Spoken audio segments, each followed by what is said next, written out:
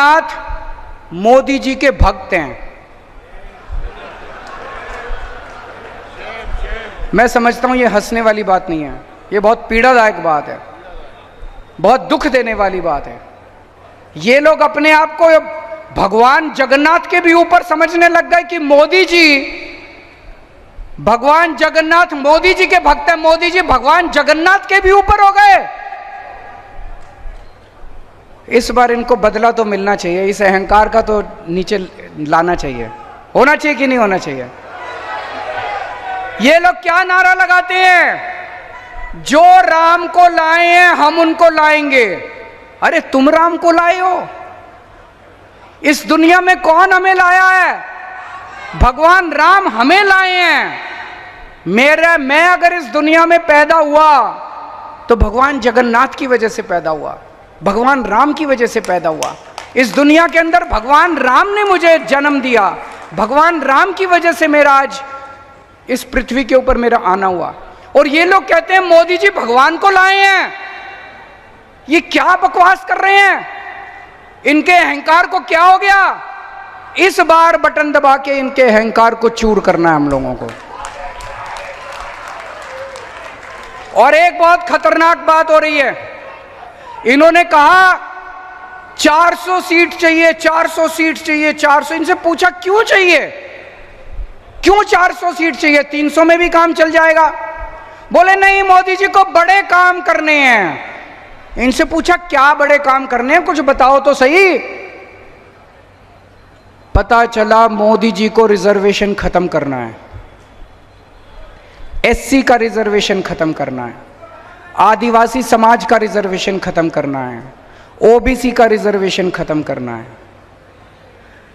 अगर अपना रिजर्वेशन बचाना चाहते हो, अब जितने भी दिन बचे हैं आप तो वोट दोगे इंडिया गठबंधन को, मेहनत करनी पड़ेगी, रात दिन मेहनत करनी है, सोना नहीं है।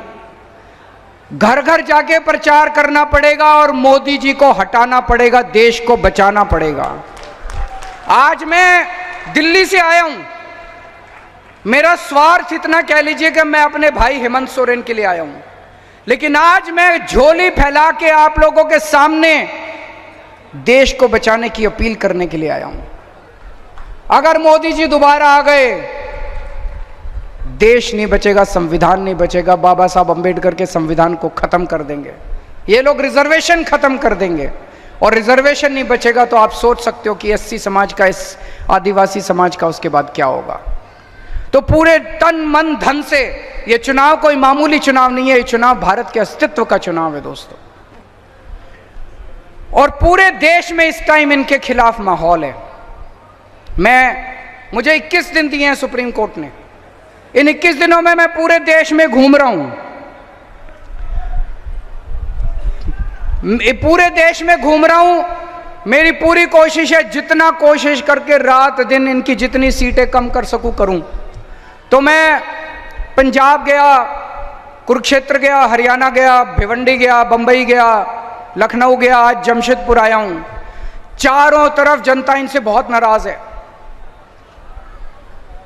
इतनी महंगाई हो गई, इतनी महंगाई हो गई, लोगों के घर के खर्चे नहीं चल रहे। पेट्रोल महंगा हो गया, डीजल महंगा हो गया, गैस महंगी हो गई, खाने का सामान महंगा हो गया, दूध महंगा, हर चीज महंगी हो गई।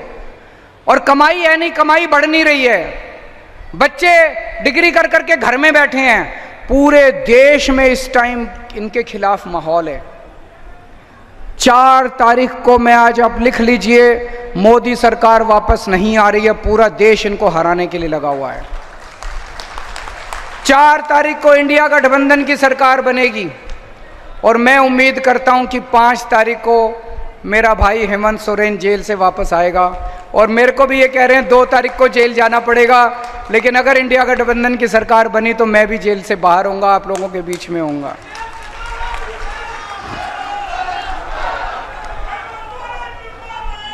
आप सब लोगों से विनती करता हूं कि यहाँ के जो कैंडिडेट है मोहंती जी, उनको भारी बहुमत से आप तीर कमान का बटन दबा के जिताइएगा। और आज भगवंत मान साहब भी आने वाले थे मेरे साथ, लेकिन उनके पंजाब में कई सारे कार्यक्रम लगे हुए थे। उन्होंने आपके लिए शुभ संदेश भेजा है पंजाब से लेकिन 4 तारीख को इंडिया गठबंधन की सरकार बनने के बाद मैं और भगवंत मान साहब आप लोगों का शुक्रिया अदा करने के लिए आपके बीच में जरूर आएंगे। भारत माता की